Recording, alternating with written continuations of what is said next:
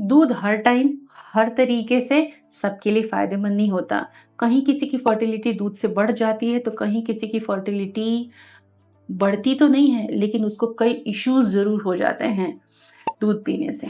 तो दूध को कब, कितना, कैसे, किस तरीके से लेना चाहिए कि जिससे आपकी फर्टिलिटी बढ़े, तो इसके क्लिनिकल एंगल, आयुर्वेदिक एंगल हम इस वीडियो में सब कुछ सर्च करने वाले हैं और वीडियो देखने के बाद दूध का सही उपयोग आप डेफिनेटली सीख जाओगे, ये मेरा भरोसा है।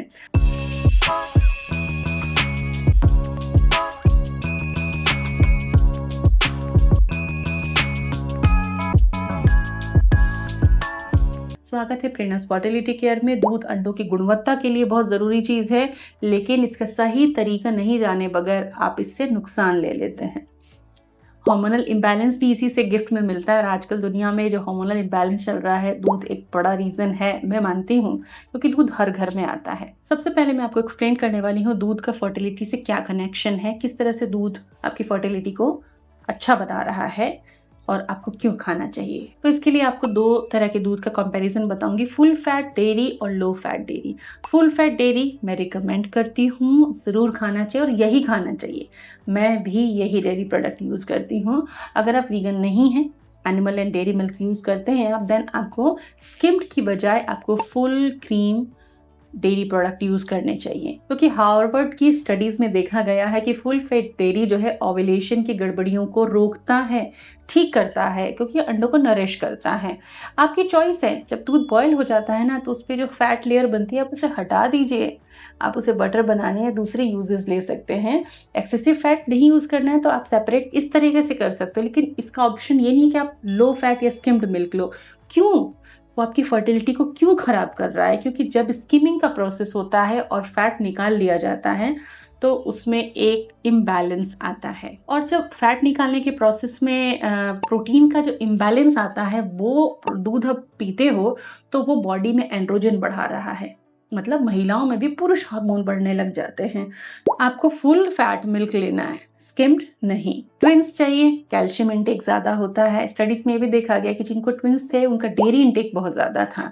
तो कैल्शियम और विटामिन डी से आपके अंडों की और स्पर्म की गुणवत्ता बढ़ती है, इसीलिए डेयरी प्रोडक्ट्स आपको लेने चाहिए। लेकिन अगर आपको PMOS है, PCOD हम जैसे कहते थे पहले, अगर ये प्रॉब्लम है तो आपको दूध से बचना होगा, क्योंकि ये इंसुलिन ग्रोथ फैक्टर IGF-1 को ट्रिगर करता है, इंसुलिन रेजिस्टेंस बढ़ने का रिस्क रहता है और इससे आपको इनफर्टिलिटी रह सकती है, क्योंकि इंसुलिन ट्रिगर होने से एंड्रोजन बढ़ने लग जाते हैं और ओवेरीज का काम पीछे रह जाता है। दूध आपको कब नहीं पीना चाहिए? अगर आपको लैक्टोज इंटॉलरेंस या केसिन से किसी तरह की इश्यूज हैं, तब आपको ये दूध अवॉइड करने चाहिए। आप वीगन या प्लांट बेस्ड मिल्क ले सकते हो, और सबसे बेस्ट फर्टिलिटी के लिए आलमंड मिल्क। हाँ, प्रोटीन अमाउंट कम होता है, then you can add protein, ऊपर से आप प्रोटीन पाउडर उसमें ऐड कर सकते हो, तो आलमंड मिल्क इस केस में आपके लिए बेस्ट होगा। तो दूध अंडे और स्पर्म की गुणवत्ता बढ़ाने के लिए सबसे ज़रूरी है, लेकिन दूध को कब पीना चाहिए? अगर आपको नींद अच्छी नहीं आती ना, तो दूध को आपको रात को पीना चाहिए, लेकिन सबसे अच्छा दूध पीने का या दूध ऐड करने का अपने फूड में टाइम होता है ब्रेकफास्ट का। आप 1 गिलास दूध जितना मिल्क यूज़ कर सकते हो, आप उसमें ओट्स खा सकते हो, आप दही ले सकते हो, बटर मिल्क ले सकते हो, पनीर ले सकते हो, ये डेयरी का कोई भी प्रोडक्ट ब्रेकफास्ट में आप यूज़ कर सकते हो।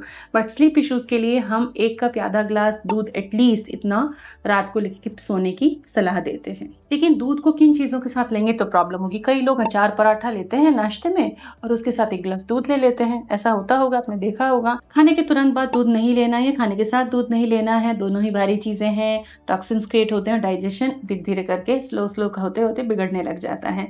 1 से 1.5 घंटे का गैप होना चाहिए दूध और फूड के बीच में।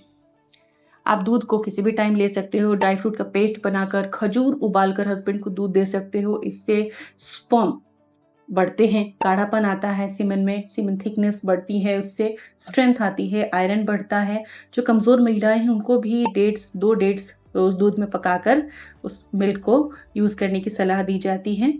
खीर बना सकते हो ड्राई फ्रूट्स का आप दूध के अंदर, इसे भी किसी टाइम पे भी आप ले सकते हो, लेकिन मिल्क हर दिन ज़रूरी है, एटलीस्ट 1 सर्विंग मिल्क ज़रूरी है एग क्वालिटी के लिए। इसमें विटामिन सी को छोड़कर बहुत सारे जो ज़रूरी पोषक तत्व हैं इसमें पाए जाते हैं, तो अंडों को और स्पर्म को ये नरिश करता है। मिल्क लीजिए सही कॉम्बिनेशन में, खट्टी, तीखी, चटपटी, ऑयली चीज़ों के साथ नहीं। मिल्क को आप कभी भी पी सकते हो, केसर डाल के भी यूज़ कर सकते हो, ड्राई फ्रूट डाल के भी यूज़ कर सकते हो, लेकिन कॉम्बिनेशंस का ध्यान रखें। खट्टे फल मिल्क में ऐड ना करें, इसका पूरा ध्यान रखें। सो आप अब मिल्क रेगुलर लेंगे? कमेंट में येस या नो लिख के बताइए। Thank you.